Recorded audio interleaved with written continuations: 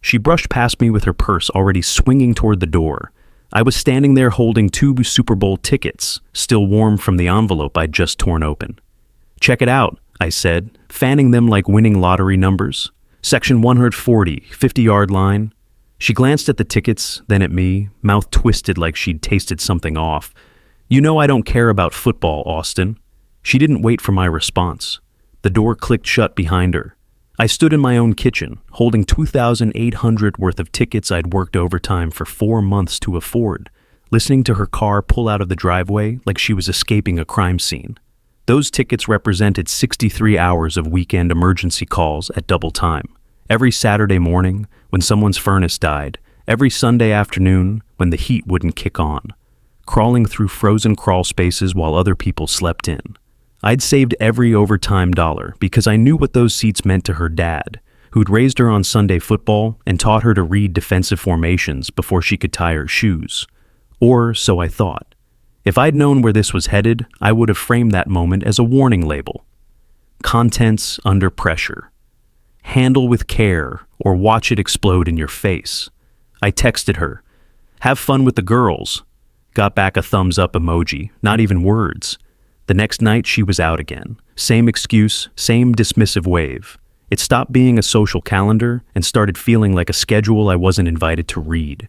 Look, I'm not a needy guy. I run thermal tech solutions, heating and cooling systems for half the county.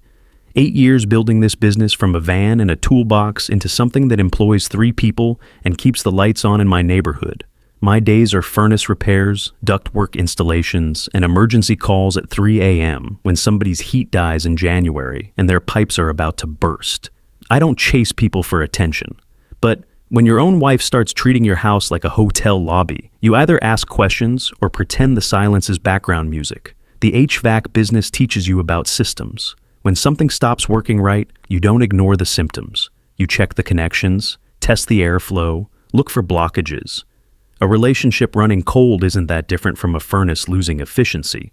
There's always a reason, and ignoring it just makes the problem worse. Friday night, I tried direct. "How late should I expect you?" I asked, as she headed for the door, in a dress that didn't match the word girls. "Don't wait up." "Not planning to. Just want to know if we're still pretending to be married this weekend." Her mouth twitched. "Don't start, Austin." "Not starting, checking the scoreboard." She rolled her eyes. "I need space. We've talked about this." "We haven't talked. You delivered a memo. I'm asking for clarification." She laughed, sharp and small. "You're being dramatic." "Dramatic would be changing the locks. I'm asking for a timetable." She grabbed her purse. "I'll text you." She didn't. Around 1 a.m., the front door opened. She moved through the house like a tenant trying not to wake the landlord. I washed my coffee mug, set it in the rack upside down, and didn't say a word. If she wanted a quiet house, she was going to get the quietest house in Ohio. Saturday morning, I made coffee for 2. Force of habit. She breezed past the counter, phone already in hand. Meeting Haley and Brooke for brunch. I made coffee. I'm not hungry. It's coffee. Then I'm not thirsty. She waited for me to react. I didn't. I took my mug, sat at the kitchen table, and pulled out my work schedule. Started drawing lines through available evenings.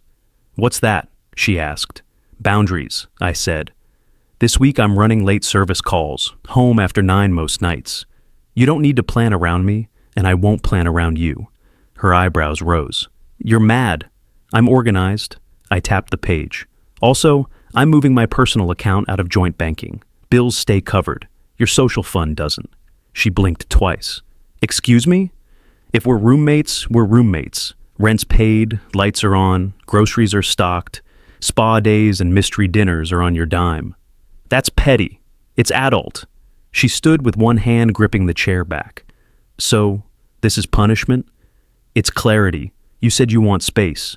Here's space, time, money, and evenings. You get yours, I get mine. In the heating and cooling business, we call it zone control. Different areas, different thermostats, different comfort levels.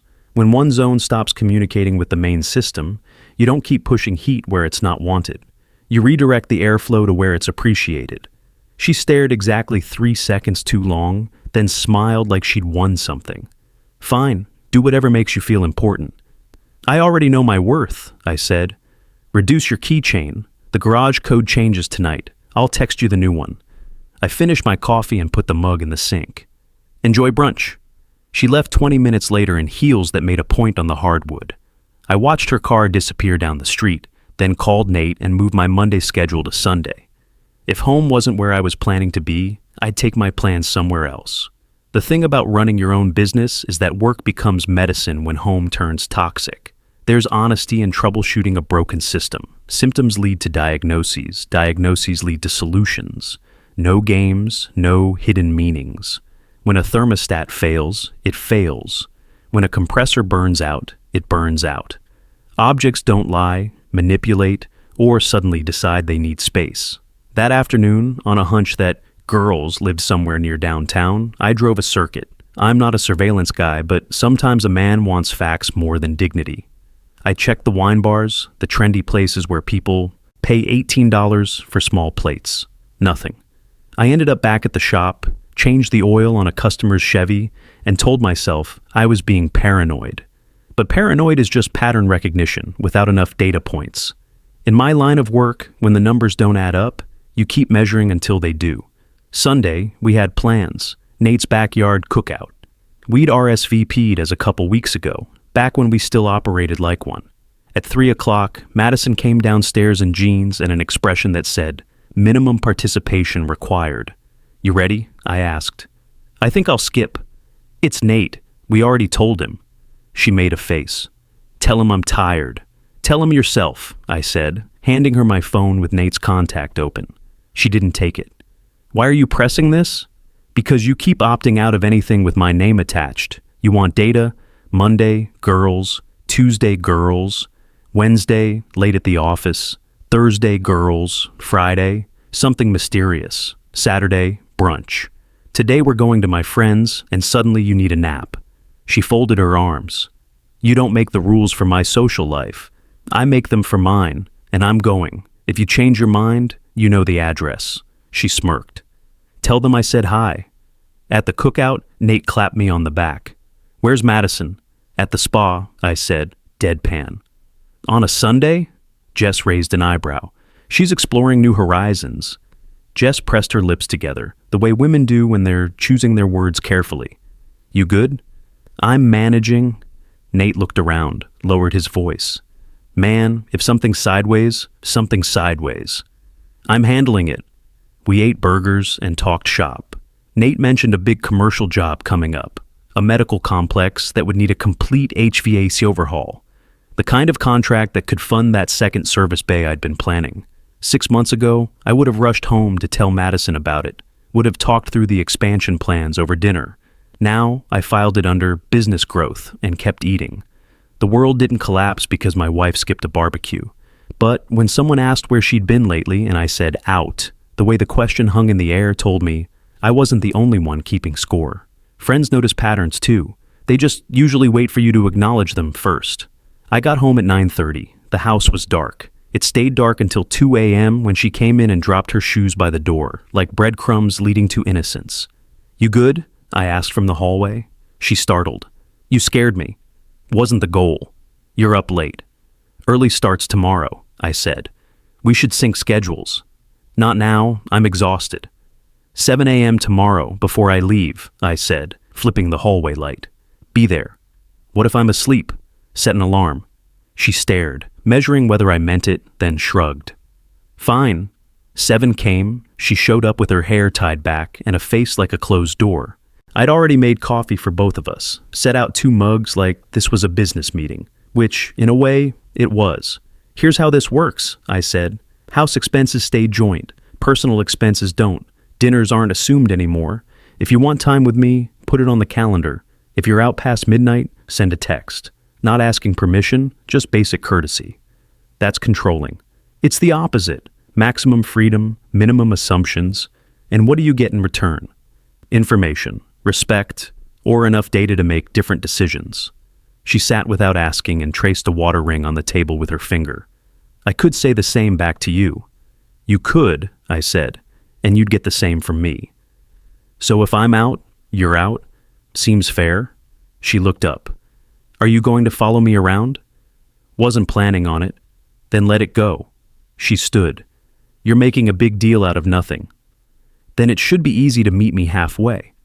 She hesitated, then sighed. I'll try. Good enough. She put a hand on my shoulder on her way out, casual like we were co-workers finishing a meeting. It was nothing. It was also more contact than I'd gotten all week. That evening, she cooked, actually cooked, chicken, rice, vegetables. She poured me a beer. She touched my arm when she passed the salt like we were still us. For a moment, the house felt like home again, instead of a way station. This is nice, she said. It is, I agreed. I know I've been distant. Work's been heavy. Haley's going through some stuff. I'm listening. I'll scale back the nights out. Good. She smiled with her mouth, not her eyes. Maybe we can do that weekend trip you mentioned. Maybe, I said, the way a cop says slow down. Polite but non-committal. We cleared dishes together. She slid closer on the couch and rested her head against my shoulder for maybe 10 minutes, like she remembered what home felt like. I almost believed it, almost let myself think we turned a corner. Then she checked her phone. I told Haley I'd swing by. She's having a crisis. I'll be quick. How quick? Couple hours. Put it on the calendar. She rolled her eyes, but typed it in. Happy now. I'm informed. She left at 9. At 9:10, my phone pinged with a calendar update. Haley's, back by midnight. At 12:40, nothing. At 1:20, a text, stayed longer. Don't wait up. I stared at it the way people stare at a broken tool they keep trying to fix. Then I grabbed my jacket and keys. I drove to Haley's address. Lights off. Clean driveway, no cars. I pulled to the curb and killed the engine. A porch light across the street flicked on, and a neighbor peered through curtains. I waved like an idiot and pulled away. On the drive home, I stopped at the shop. Did work I didn't need to do. Wrenches don't lie, and right then I needed something in my hands that wasn't lying. I cleaned tools that were already clean, organized parts bins that didn't need organizing. There's a meditation in mechanical work. The precision, the logic, the predictable cause and effect. When you turn a bolt clockwise, it tightens. When you check the voltage, the meter tells the truth. No hidden meanings, no creative interpretations. I thought about systems again. In HVACs, when a thermostat starts giving false readings, you don't try to repair the relationship between the thermostat and the furnace. You replace the thermostat. The next day, I moved my stuff to the basement. No speech, no drama. I folded shirts, carried them downstairs to my man cave, set up camp where I'd been spending most of my free time anyway. The basement had a big screen TV, a mini fridge, and a couch that didn't hold memories of better times. It felt like taking control of my own space instead of being a guest in my own house. I texted her the Wi-Fi password changes and new garage code. The message read, "Nothing personal, just adapting." She replied with a thumbs down emoji. Cute. That evening, she tried to bait me. So that's it? You're moving to the basement? I'm reducing confusion. You're punishing me. I'm setting expectations. I pointed at the calendar on the fridge. You're out again tonight. She lifted her chin. Girls' night. Which girls? You don't need names. If I'm your husband, I do. If I'm your roommate, I don't. Pick a column. She took a breath. Haley and Brooke. Text me at midnight, I said. If you forget, don't bother coming back that night. I'll assume you picked a different house. Her eyes flashed. You don't get to say that. I just did. She grabbed her purse and left. At 12:10, my phone stayed quiet. At 12:30, silence. At 1:15, a message. Phone died, crashed at Haley's. No apology, no acknowledgement that she'd blown past her own deadline. Just a memo from someone filing paperwork in a department I hadn't applied to join. The next morning, I turned my focus outward. At the shop, I called a meeting. Nate, Louise from installations, and Ellie from scheduling. New hours, I told them. I'm shifting to earlier days. Nights are for me. Louise, you'll run evening calls with overtime pay. Ellie, any personal calls for me? Take a message, no drop-ins. Nate looked at me. Home repairs? Rearranging furniture, I said. We're good on payroll. Better than good, actually. I'd run the numbers that morning. The commercial medical complex job Nate had mentioned would push us into serious expansion territory. We're looking at that second bay by spring. All good, boss, Ellie said, eyes kind. You sure you're okay? I will be, I said. We're done with chaos. We do schedules now. Louise nodded approvingly. She'd been through a messy divorce herself 3 years back, came out stronger and more focused. She understood the value of clean boundaries and clear expectations. The business started responding to the new energy immediately. When you're not spending mental bandwidth managing drama at home, it's remarkable how much clarity you have for everything else. I found myself solving problems I'd been putting off, streamlining processes that had been running on autopilot. The crew noticed too. Productivity was up. Morale was solid. At lunch, Haley texted me. That was new. We weren't close outside group settings. Can we talk? She wrote. About what? It's important. Brooke too, not on text. Name the place. They picked a coffee shop near the university. Neutral, public, too bright for nonsense. When I walked in, they were at a back table, both looking like they'd made a heavy decision and didn't love it. Haley spoke first. We're not here to stir anything up.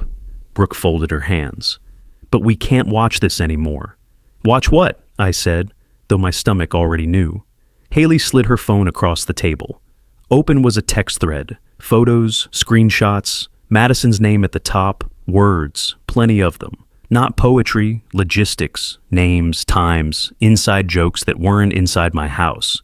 Pictures with a man I recognized from old stories, her ex from before me, Colton Walsh, his arm, her hand, a bar I knew, a park we'd shared once, like it was ours. Brooke said quietly, we told her we wouldn't be part of this anymore. Haley looked guilty. We should have come sooner. She started bragging about you working so hard, about planning to take what you've built because, quote, he'll do anything to make it work. About moving in with Colton once the divorce is finalized. I scrolled through the evidence, screenshots of conversations that read like business plans. Madison treating our marriage like a hostile takeover, extract maximum value, minimize personal investment, exit with the best possible deal. There was a cold calculation to it that made my chest tight. I stopped on a line that read like a punchline to a cruel joke. He brought Super Bowl tickets and I left for dinner. He'll watch ESPN alone. A photo of Madison's wine glass next to a man's watch. Time-stamped the night she'd blown off those tickets I'd worked overtime to afford. Why are you showing me this? I asked. Because you're not stupid, Brooke said. And because she crossed a line, we don't co-sign. Haley added quickly, we're not saints. We enabled the first few weeks because she said it was nothing. But it's not nothing, and she's proud of it. I looked at both of them. You know I'm going to act on this. Good, Brooke said. You can't mention us, though. Please, Haley added quickly. You won't exist in this story, I said. You spoke up. That's what I'll remember. I put the phone down and texted Madison one sentence. We need to talk tonight, 7 p.m. She responded instantly. Busy, my reply, not optional. Her return, fine. I looked back at Haley and Brooke. Thank you. Brooke's mouth pressed into a line. Don't thank us. Do something clean. I will. At 7, she came home with a face like a courtroom defendant. What's the emergency? She asked, setting her bag by the door. Sit, I said. I don't like commands. Consider it a calendar appointment. She sat. I didn't waste time with small talk or emotional buildup. In the HVAC business, when you find a critical system failure, you don't dance around the diagnosis. You've been meeting someone from your past, I began. You've used your friends as cover. You've posted about it. You've told people you plan to take what I've worked for and leave. Her expression barely shifted. Like I'd mentioned the weather instead of the end of our marriage. Who told you that? Doesn't matter. It does, because people lie. Screenshots don't. She leaned back in the chair, and for the first time in months, I saw the real Madison. Not the distracted wife or the busy professional, but the calculating person who'd been running cost-benefit analyses on our relationship while I was working overtime to buy football tickets. So what now, detective? Now we're done. Tomorrow I'm filing papers. I'm keeping the house and the shop. You keep what you brought in. I'll cover a clean exit so we don't drag this through the mud. You don't get to decide that. I just did. She laughed, but there was no humor in it. You think you're going to keep everything? I think the truth has weight, I said. I don't need to throw it around. I just have to set it down in the right place. She sneered. You'll come crawling back. You don't handle empty rooms well. I actually handle them fine, I said. They don't lie to me. She shook her head. You're making a mistake you'll regret. I regret wasting the last month pretending we still had a team, I said. The rest I can live with. She stood so fast the chair legs scraped tile. You're arrogant. I'm awake, I said. Your garage code changes tomorrow. Text if you need something. Keep it to logistics. You're unbelievable. Work on new material, I said, and walked to the basement. The next 2 weeks were boring by design. I kept my head down and checked boxes. Met with my lawyer, a straight shooter named Patricia, who specialized in business owner divorces. We separated what needed separating with surgical precision, changed passwords, updated beneficiaries, established clear boundaries around Thermaltech's assets. Madison tried every angle. The reconciliation route came first. She texted, "Made dinner, come home early." I replied, "I have plans." She left key lime pie in the fridge with a sticky note, "Your favorite." I ate a slice and threw the note away. She leaned into sweetness like a salesperson making quota, but I wasn't buying what she was selling anymore. When sweetness failed, she tried showing up at the shop with takeout, smiling like we were dating again. "I wanted to surprise you." "You did," I said. "We're in the middle of a furnace install." She held up the bag. "I thought maybe we could talk." "We've done our talking." "People fix things," she said. I know I could have been warmer. None of that cancels the facts. She put the bag on my workbench, ignoring the no food sign Louise had posted after the last health inspection. Louise glanced over from the ductwork, reading the air like a professional. "You can leave it," I said. "Thank you." "I want to eat with you." "I'm not available." "Wow," she said too loud. Ellie looked up from the front desk. 2 customers glanced our way. "So that's it? Cold shoulder until you win?" I wiped my hands and kept my voice even. "We don't do scenes in my place of business. If you want decency, give it. If you want to be loud, pick a sidewalk." She stared, cheeks flushed, then scooped up the bag and walked out. The shop went quiet for about 10 seconds. Louise whistled low. "You good, boss?" "Better than yesterday," I said. Nate shook his head. "Man, you're handling this like a machine." "Machines don't take things personally," I said. "They just do their job." The next morning, a moving truck sat in our driveway. Men loaded her boxes while she watched from the porch with crossed arms. I'd arranged the storage unit, paid the first month, labeled everything clearly. She tried to bait me into a speech about closure or regret or whatever script she'd prepared for the final scene. I signed where I needed to, nodded to the movers, and went back to organizing tools in the garage. Some conversations aren't worth having. Some people aren't worth convincing. Sometimes the most powerful thing you can do is nothing at all. 1 week later, the paperwork was signed. Clean. No fights over property, no arguments about division of assets. Patricia had structured everything so airtight that Madison's lawyer barely raised objections. Facts weigh what they weigh. And when you document everything properly, the truth doesn't need a defense attorney. She packed the last of her personal items and left an envelope with house keys on the counter. No note, no final attempt at emotional manipulation. Fine by me. A month passed, then 2. I slept better in my own bed again, moved back upstairs once the house felt like mine. I worked steadier, with a focus I hadn't felt in years. The business responded like a well-tuned system, finally getting proper maintenance. I played cards Thursday nights with Nate and Louise in the back office after closing. Sometimes Haley and Brooke would text to check in. I'd send a thumbs up like a caveman, then actually answer with real words because they'd earned that much from me. The commercial medical complex job came through exactly when Nate said it would. 16 units, complete ductwork overhaul, emergency backup systems. The kind of contract that turns a small business into a real operation. We broke ground on the second service bay in November, hired 2 more techs by Christmas. Thermaltech Solutions wasn't just surviving post-divorce. It was thriving in ways I hadn't imagined possible when my head was clouded with relationship maintenance. Louise got her contractor's license and started running jobs independently. Ellie expanded from scheduling into full office management. Nate took over training the new hires. I found myself doing what I'd always been best at: strategic planning, client development, the big picture thinking that builds sustainable businesses. Amazing what clarity you get when you're not spending mental energy managing someone else's lies.